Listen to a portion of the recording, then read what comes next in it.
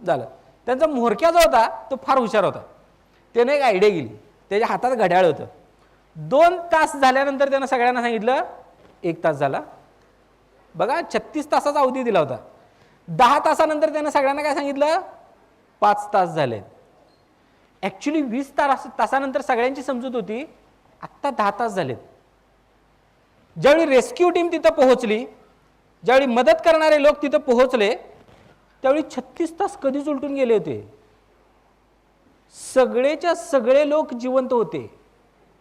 फक्त एकच व्यक्ती मेली होती. घड्याळवाला तेवढा मेला होता. स्वतःला फसवू शकला नाही हो.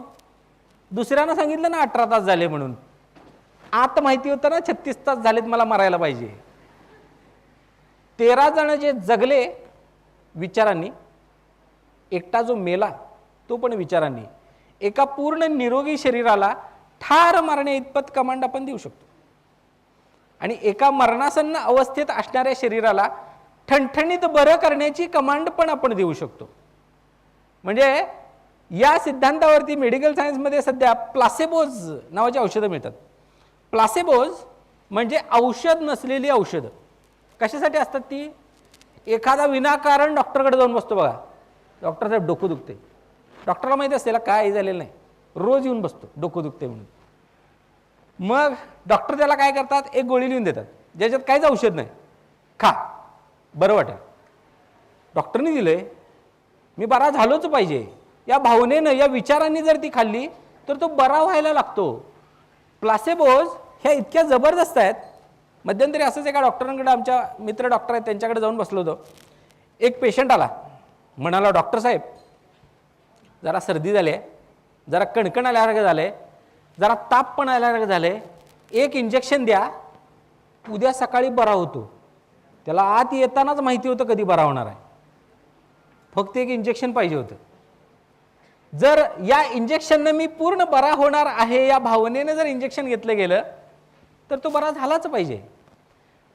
साधू बैराग्यानं दिलेला अंगारा खाऊन आपण बरे होतो, कारण कमांड देतो स्वतःला, स्वामीजींचा अंगारा आहे, मी बरा झालोच पाहिजे या भावनेनं जर तो अंगारा खाल्ला गेला तरी आपण बरे होतो. आता याच्या पुढे जाऊन थोडं प्लासेबोबद्दल बोलतो मी.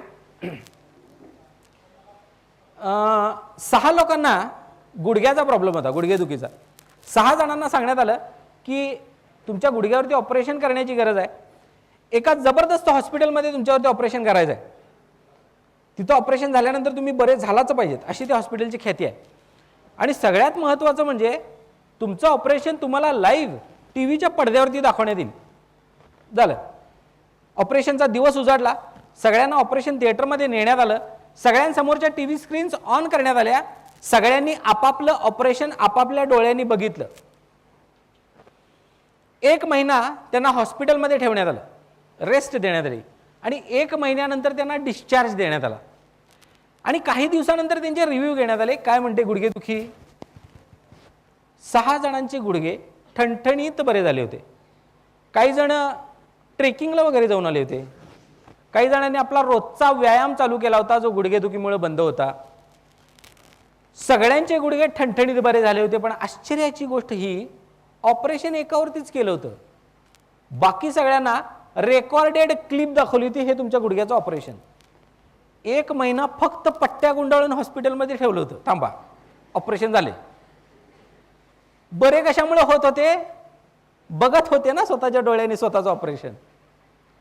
हा काय माझा गुडघा, दुसऱ्याचाच गुडघा, डॉक्टर ऑपरेशन करतायत त्याच्यावर, मी बरा होतोय, मी बरा होतोय, मी बरा होतोय या भावनेनंच बरे झाले. प्लासेबो सर्जरी म्हणजे रिसेंटली एका डॉक्टरांची माझी भेट झाली. मला तथ्य कितपत आहे माहीत नाही त्याच्यामध्ये, पण त्यांनी सांगितलेली गोष्ट तुम्हाला सांगतोय. त्यांनी सांगितलं, सर जर एखादा पेशंट इन्सिस्ट करत असेल माझ्यावरती ऑपरेशन करायलाच पाहिजे, असं त्यांना हट्ट धरला असेल, आणि आम्हाला ऑपरेशनची तशी काही गरज वाटत नसली, तर त्या केसमध्ये आम्ही काय करतो, फक्त फाडतो आणि शिवतो. टाके बघूनच बरा होतो, झालंय आत्ता व्यवस्थित, ऑपरेशन झालं ना. प्लासेबो सर्जरी म्हणजे आपल्या शरीराला बरं करण्याची बरीचशी ताकद आपल्या या अवयवामध्ये आहे. एकदा हा अवयव तुमचा स्ट्रॉंग झाला की तुमच्या शरीरात कुठलाही रोग म्हणजे मुक्काम करू शकत नाही. म्हणजे आता आपण बघूया, असा प्रश्न पडतो साहजिकच आपल्याला की रोग शरीरात निर्माण का होतात. मग तुमच्या दृष्टीने हे फार महत्त्वाचं आहे. म्हणजे निरोगी आयुष्यासाठी हे माहिती असणं फार गरजेचं आहे की रोग शरीरात निर्माण का होतात. मग तुम्ही म्हणताय ठीक आहे, विचाराच्या ऊर्जेच्या साहाय्याने ते बरे केले जाऊ शकतात, त्याच्या काही टेक्निक्स पण आहेत, पण रोग शरीरात निर्माण का होतात. आत्तापर्यंत मेडिकल सायन्सला या प्रश्नांची उत्तरं माहिती नव्हती. काही ठोकताळे होते, जसं की तंबाखूमुळे कॅन्सर होतो. मी कुठल्याही व्यसनाचं समर्थन करत नाही आहे, पण असे काही ठोस ठोकताळे आहेत का? तंबाखू खाल्ल्यामुळे कॅन्सर होतोच असं काही आहे का? किंवा तंबाखू खाल्ला नाही तर कॅन्सर होणारच नाही असं काही आहे का? असं काही नाही. किंवा अमुक अमुक या गोष्टीमुळे अमुक अमुक हा रोग होतो. आत्तापर्यंत असं काही फिक्स माहिती नव्हतं की या गोष्टीमुळे हा रोग होतो, पण आता मेडिकल सायन्स एका निष्कर्षापर्यंत आलंय. आपल्याला होणाऱ्या आजारांपैकी 98% आजार हे एका गोष्टीमुळे होतात असं मेडिकल सायन्स म्हणतात. कुठल्या गोष्टीमुळे माहिती आहे? लक्षात आलं असेल तुमच्या. एक उदाहरण सांगतो, त्यावरून तुमच्या लक्षात येईल की आपल्या शरीरात निर्माण होणारे आजार कशामुळे निर्माण होतात. एका स्त्रीबद्दल मी वाचलं होतं. त्या स्त्रीला दिवसातून 2 पर्सनॅलिटीमध्ये असण्याचा मानसिक विकार आहे, मानसिक आजार. ती सकाळी एका व्यक्तिमत्वात असते आणि संध्याकाळी एका व्यक्तिमत्वात असते. ती व्यक्तिमत्व बदलते हा प्रॉब्लेम नाही आहे. खरा मुद्दा तर याच्या पुढंच आहे. ज्यावेळी ती सकाळी एका व्यक्तिमत्वात असते त्यावेळी तिच्या शरीरात डायबिटीस असतो.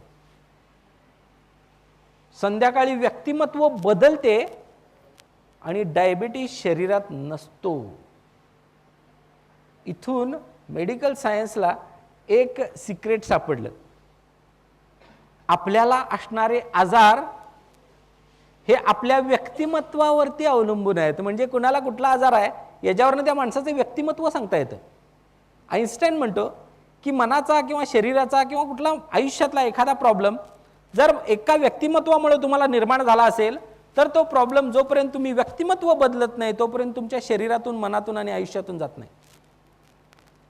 आपण काही उदाहरणादाखल बघूया कुठल्या प्रकारच्या व्यक्तिमत्वामध्ये कुठल्या प्रकारचा प्रॉब्लेम असण्याची शक्यता आहे बघूया. मी काही फार गंभीर आजारांबद्दल अगोदर सांगायचो, पण आता मी ते सांगत नाही, कारण विनाकारण माणसं नंतर रिलेट करायला लागतात. माझं व्यक्तिमत्व बहुतेक असं आहे, मला हा प्रॉब्लेम होण्याची शक्यता आहे. ते टाळण्यासाठी मी काही किरकोळ गोष्टी घेतोय फक्त.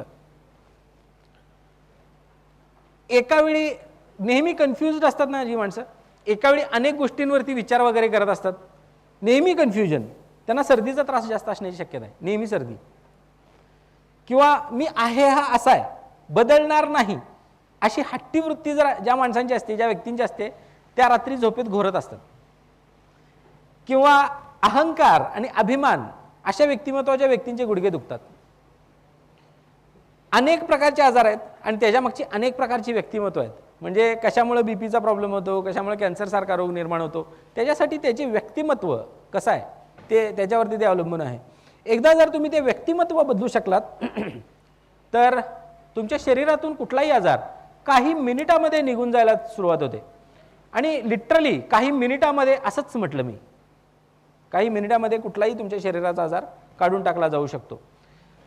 तर आपल्या शरीरामध्ये असणारे आजार हे आपल्या विचारांमुळे निर्माण झालेले आहेत.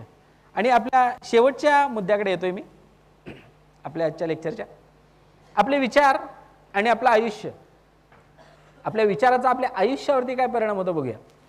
समजा एखादी व्यक्ती त्या गॅलरीमध्ये उभी राहिली आणि म्हणाली माझा गुरुत्वाकर्षण शक्तीवर विश्वास नाही. हे ग्रॅव्हिटी वगैरे आपल्याला असले काय पटत नाही असं म्हणाला आणि त्याने उडी मारली.